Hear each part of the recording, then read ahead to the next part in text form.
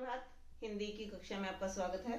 आज का जो हमारा उप विषय है वो रहेगा कक्षा छठी, हिंद महासागर में छोटा सा हिंदुस्तान, रामधारी सिंह दिनकर ने जिसे लिखा है। इसका जो पहला प्रश्न है वो है, नेशनल पार्क और चिड़ियाघर में क्या अंतर है। नेशनल पार्क वन्य जीवों का प्राकृतिक आवास होता है। जैसे नेचुरल होता है उसको सीमा में तो बांध देते हैं, लेकिन उसके अंदर जो रहने का स्थान होता है पशुओं और पक्षियों का, उसको अलग अलग विभाजित नहीं किया जाता। यहाँ जानवरों को पिंजरे में बंद नहीं रखा जाता।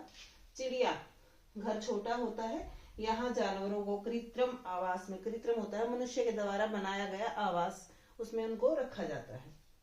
मॉरिशस की असली ताकत भारतीय लोग हैं। कैसे?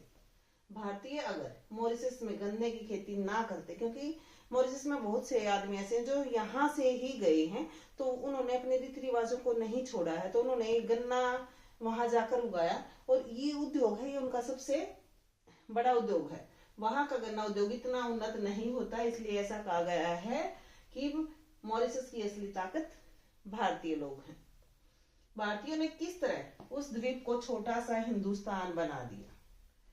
भारतीयों ने वहां अपनी संस्कृति का प्रसार किया, परंतु धर्मांतरण नहीं किया। धर्मांतरण होता है धर्म को बदल लेना। शिवरात्रि को सबसे बड़ा पर्व मनाते हैं, पर्व होता है त्योहार। रामचरितमानस का पाठ करते हैं, भोजपुरी बोलते हैं, कि जो हमारी रीति रिवाज भारतीयों की हैं ऐसे ही वो वहां पर उनका निर्वाह करते हैं। उन्होंने अपने धर्म को किसी दूसरे धर्म में परिवर्तित नहीं किया है, बल्कि इन्हीं चीजों को वो आगे बढ़ा रहे हैं।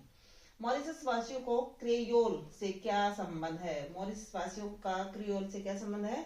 मॉरिशस की जनता क्रियोल बोलती है, एक भाषा है वहां की, जैसे हमारे यहाँ हमारे देश की भाषाएं हैं, ठीक है, उसी तरह से जो क्रियोल है वो मॉरिशस की भाषा है। धन्यवाद।